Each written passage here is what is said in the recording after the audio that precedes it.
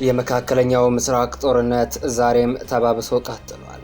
እስራኤል ከፍተኛ ጉዳት ማስተናገዷን ቀጥላለች። ኢራን በዛሬው ዕለት በርካታ ሚሳኤሎችን ወደ እስራኤል የተኮሰች ሲሆን በቴል አቪቭ እንዲሁም አሽዶድ ከተማ ከባድ ፍንዳታን አስከትለዋል። ቴል አቪቭ፣ ሃይፋ፣ አሽኬሎን፣ አሽዶድ፣ አከር፣ ሳፈርና ሌሎች የእስራኤል ከተሞች በኢራን ሚሳኤል ጥቃቶች ተመተዋል። ሚሳኤሎቹ በእስራኤል ራዳር እይታ ውስጥ አለመግባታቸውንና ምንም አይነት የማስጠንቀቂያ ድምፅ እንዳልተሰማም የእስራኤል ሚዲያዎች ዘግበዋል። በተጨማሪም በሺዎች የሚቆጠሩ እስራኤላውያን በኢራን ጥቃት ጨለማ ውስጥ ይገኛሉ ተብሏል። በሌላ በኩል የእስራኤል ጦር 6 የኢራን አየር ማረፊያዎች ላይ ጥቃት በመፈጸም 15 አውሮፕላኖችን ማውደሙን አስታውቋል። ጦሩ እንደገለጸው በድሮን ጥቃቱ ኤፍ-15 እና ኤፍ-15 ተዋጊ ጀቶችን፣ ነዳጅ መሚ አውሮፕላን እንዲሁም ኤች-1 ኮብራ ሄሊኮፕተር ወድሟል ብሏል። አሜሪካ ወደ ኢራን ቻይናን አማላጅ አርጋ መላኳ የተሰማ ሲሆን ዋሽንግተን ለቻይና ይቺ እብድ ወዳጅሽን አስቁሚልን የሚል መልእክት ልካለች ተብሏል።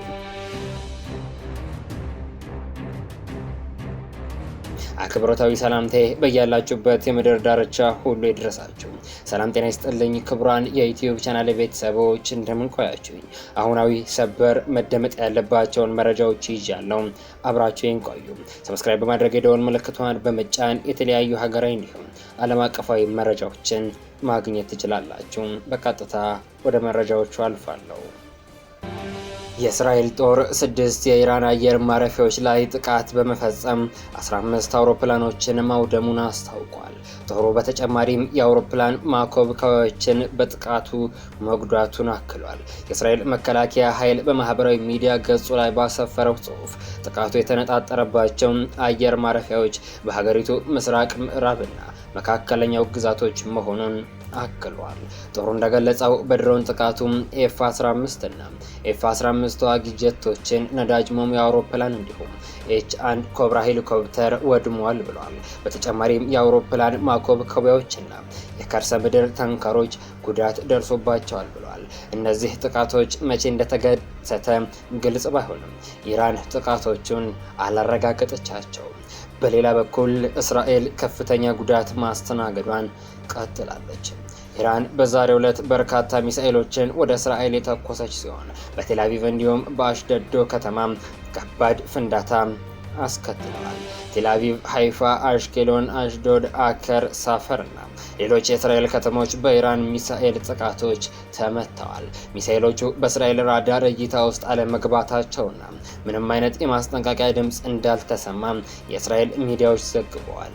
ኢራን በፈጸመችው ጥቃት 8,000 እስራኤላውያንን መብራት አልባ ማድረጉን የሀገሪቱ የኃይል ሚኒስትር ገልጸዋል። በኤሌክትሪክ መስመሮች ላይ ለሚደርሱ ጉዳቶች አስቀድመን ተዘጋጅተናል፣ እናም በሚቀጥሉት 3 ሰዓታት ውስጥ የኃይል አገልግሎት ይመለሳል ሲሉ ሚኒስትሩ አሊ ኮሄን ተናግረዋል።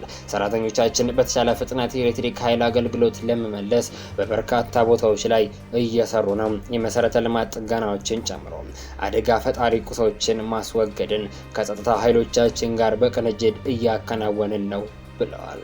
ይህ በእንዲህ እንዳለ አሜሪካ ወደ ኢራን ቻይናን አማላጅ አርጋ መላኳ የተሰማ ሲሆን ዋሽንግተን ለቻይና ይቺ እብድ ወዳጅሽን አስቁሚልን የሚል መልእክት ልካለች ተብሏል።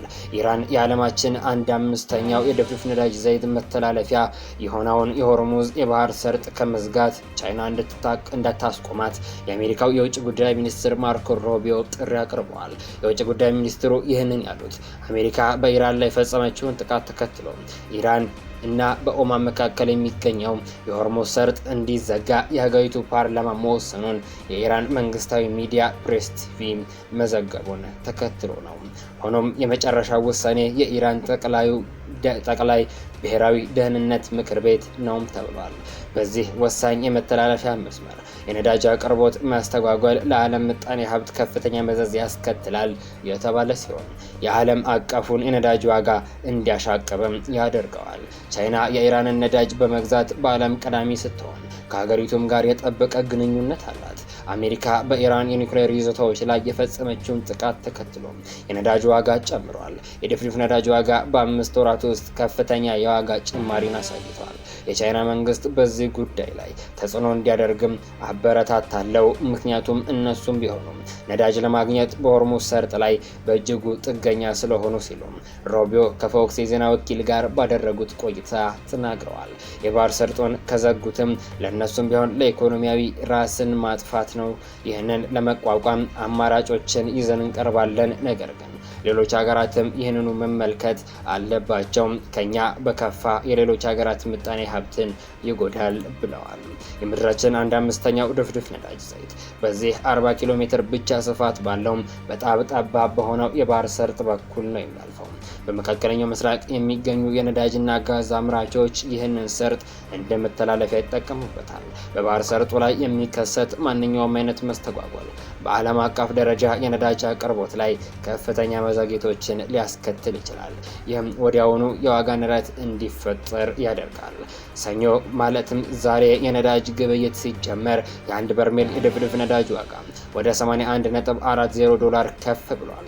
ሆኖም ትንሽ ቆይቶ ወደ $78 አካባቢ ቢመለስም 1.4 በመቶ ጭማሪ ማሳየቱ ተዘግቧል። ቻይና የኢራንን ነዳጅ በመግዛት በዓለም ቀዳሚዋ ስትሆን ባለፈው ወር በቀን የምታስገባው ከ1.8 ሚሊዮን በርሜል መብለጡን የመልካም ጭነቶችን ክትትል የሚያደርገው ቮርቴክሳ የተሰኘ መረጃ ያሳያል። ህንድ፣ ቻይና እና ደቡብ ኮሪያን ጨምሮ ሌሎች ዋና ዋና የእስያ ታላቅ ምጣኔ ሀብት ሀገራት በባህር ሰርጡ በሚያልፈው የድፍድፍ ነዳጅ ላይ ጥገኛም ናቸው።